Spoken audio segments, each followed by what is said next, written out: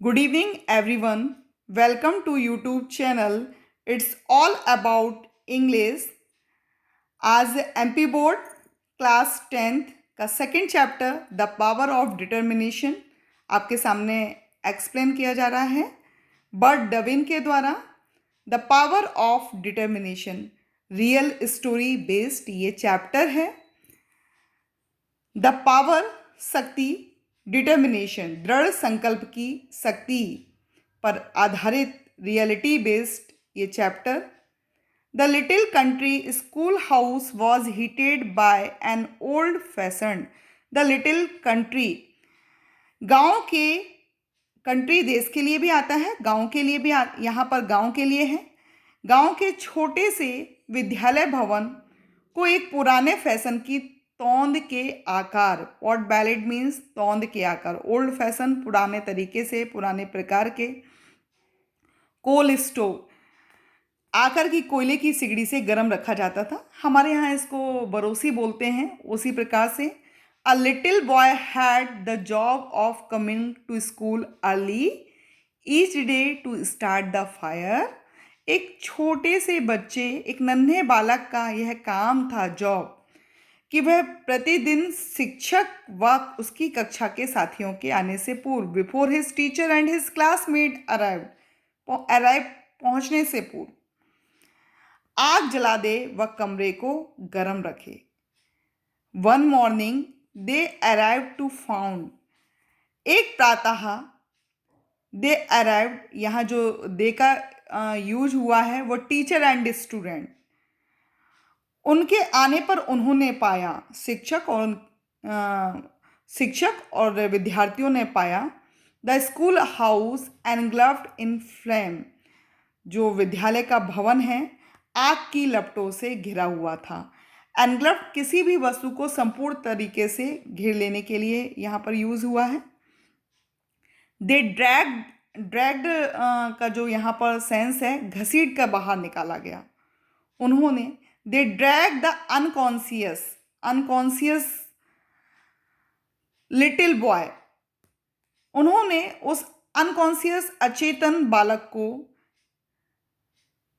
Out of the flaming building, जलते विद्यालय भवन से,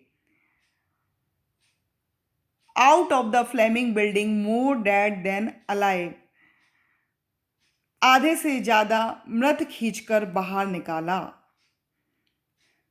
He had major burns over the lower half of his body and was taken to the nearby country hospital.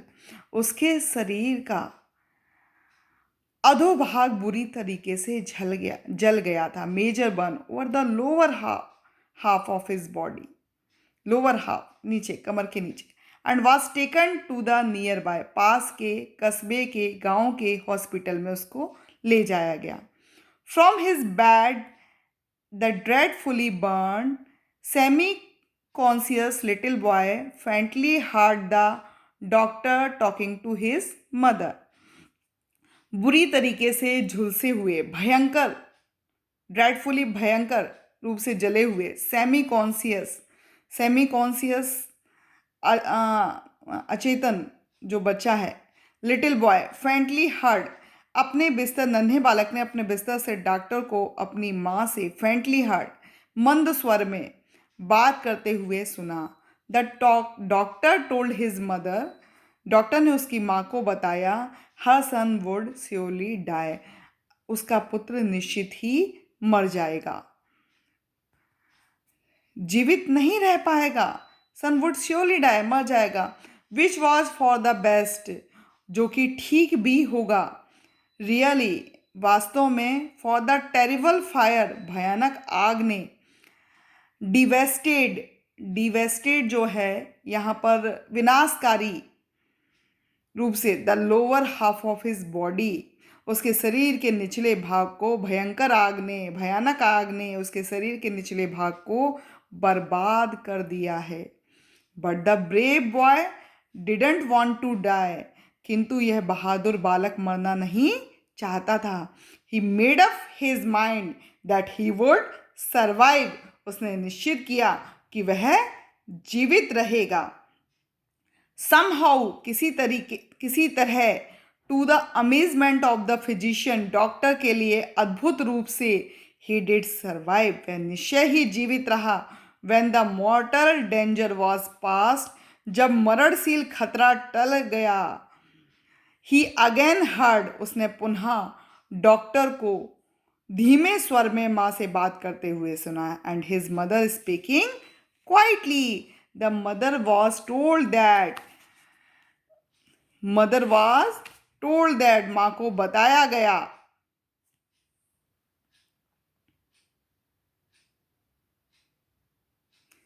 Since the fire had destroyed so much flesh in the lower part of his body, माँ को बताया गया कि चूंकि आग ने शरीर के निचले भाग के मांस को नष्ट कर दिया है। Destroyed so much flesh in the lower part of his body, it would have been better if he had died, कि बेहतर होता कि वह मर गया होता। Since he was doomed to be a lifetime cripple with no use at all of his lower limbs, वह आजीवन अपंग रहने के अभिशप्त रहेगा तथा अपने नीचे के अवयवों का उपयोग कभी नहीं कर पाएगा, कभी भी नहीं कर पाएगा। Once more the brave boy made up his mind, एक बार फिर उस बहादुर लड़के ने, brave boy, made up his mind, निश्चय किया, he would not be a cripple, वह अपंग नहीं रहेगा। क्रिपल, यहाँ देखिए एक जो क्रिपल का सेंस है, a person who is unable to walk और move normally because of disease और इंजरी।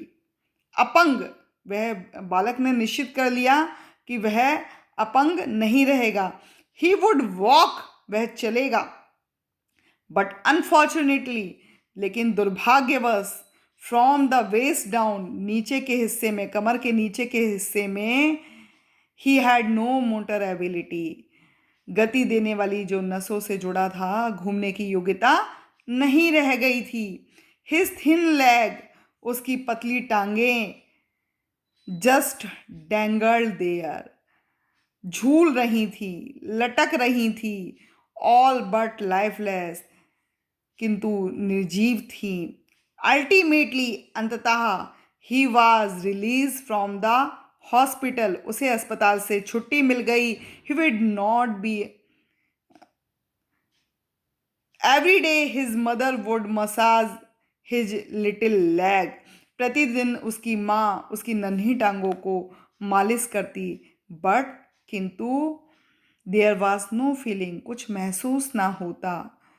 नो कंट्रोल, कोई नियंत्रण, नथिंग, कुछ भी नहीं था।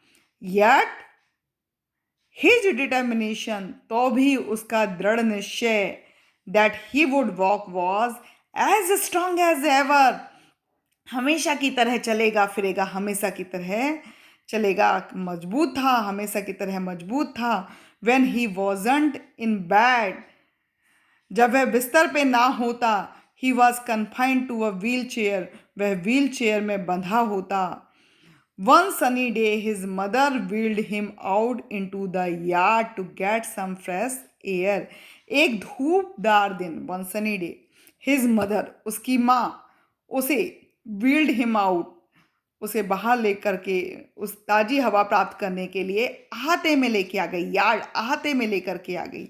दिस डे, उस दिन, instead of sitting there, wheelchair में बैठने के बजाय, he threw himself from the chair, उसने अपने आप को कुर्सी से बाहर फेंक दिया।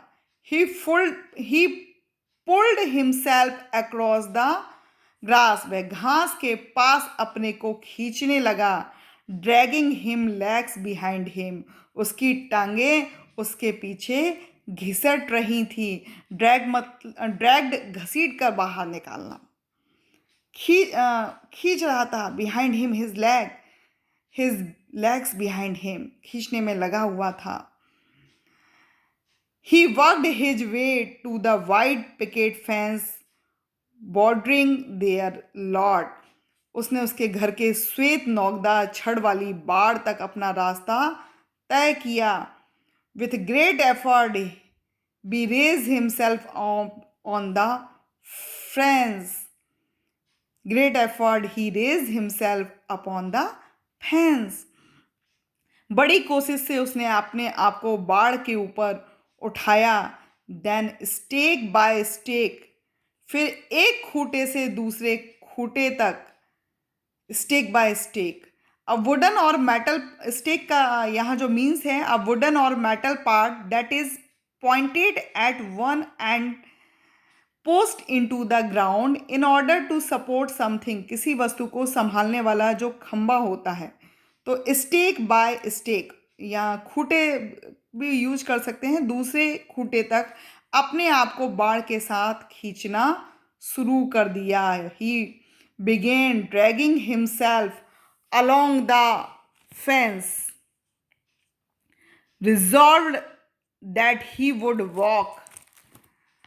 उसने अपने आप को खींचना शुरू कर दिया। देखिए बहुत ही सुंदर डिस्क्रिप्शन है।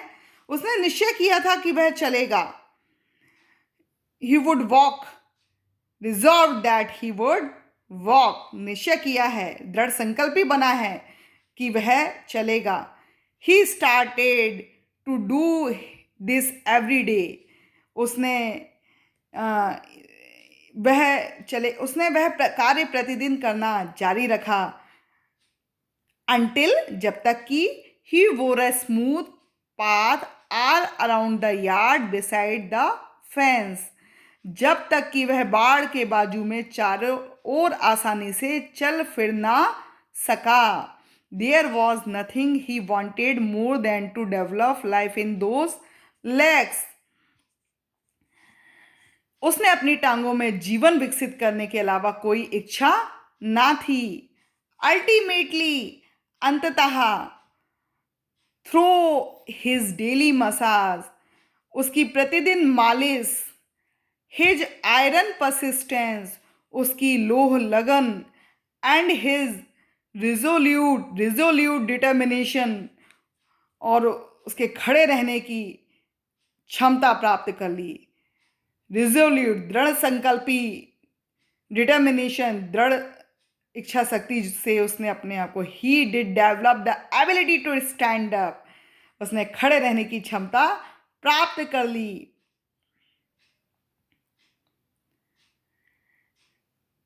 देन टू वॉक हॉल्टिंगली, और वह वॉक रुक रुक कर चलने लगा। Then to walk by himself, फिर स्वयं अकेले चलने की। एंड देन टू रन, और बाद में दौड़ने की क्षमता प्राप्त कर ली।